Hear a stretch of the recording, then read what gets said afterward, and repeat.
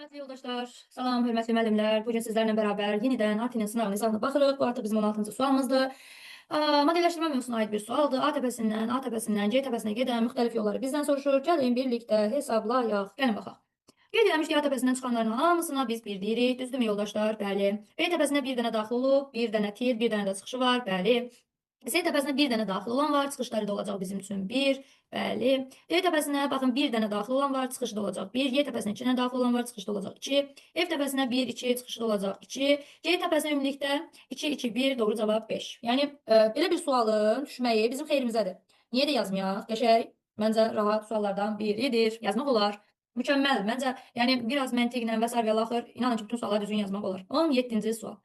Pikseldən söhbət gedir. Qrafikdən A və B pikseldir. İbarəyə təsvir informasiya həcmi verir. Palitrada rəng çalarların deyirsə avtomatik N gəlməlidir. N-in gedən yol I-dən keçir. Çünki düsturumuz necədir? Həcm qrafik bərabərdir. A vurmaq, B vurmaq I-dir. I-nin vahidi bitdir. Mən I-ni tapmalıyam ki, N-i gedeyim tapım.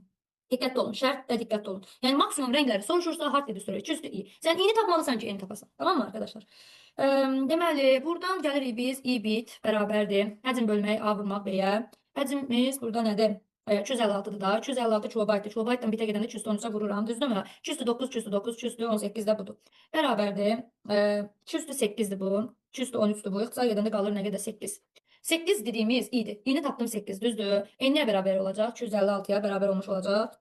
Doğru cavabımız E variantı. Çünki bizdən maksimum rəngləri soruşur, rəng çalarlar. Deməli, düsturumuz hard düsturdur. 2 üstü I. I nədir? I rəng dərinliyidir. Ötən deməli, sınavda da mən bunu qeyd eləmişdim. Rəng dərinliyi I-dir. Rənglərin maksimum sayı isə N-dir. Mən I-ni tapmalıyam ki, N-ə gəlim. Bu da bizim 17-ci sualımızdır.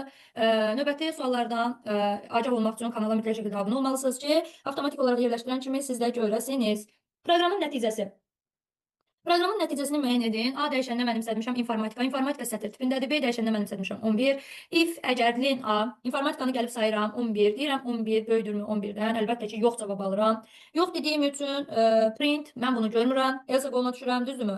Gəlirəm else qolunda, gəlin baxaq nə baş verəcək. Baxın, kəsiklər mövzusudur.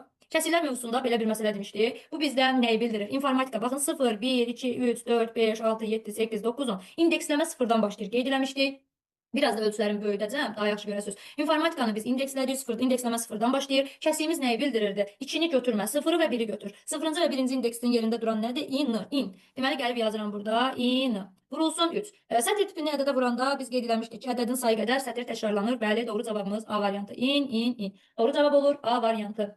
Bu da qəşəng suallarımızdan biridir. Növbəti sualımıza davam edək. Ən sevdiyimiz HTML kodu. Gəlin baxaq. HTML dedim. Doğru fikirləri bizdən soruşur. Doğru olan fikirləri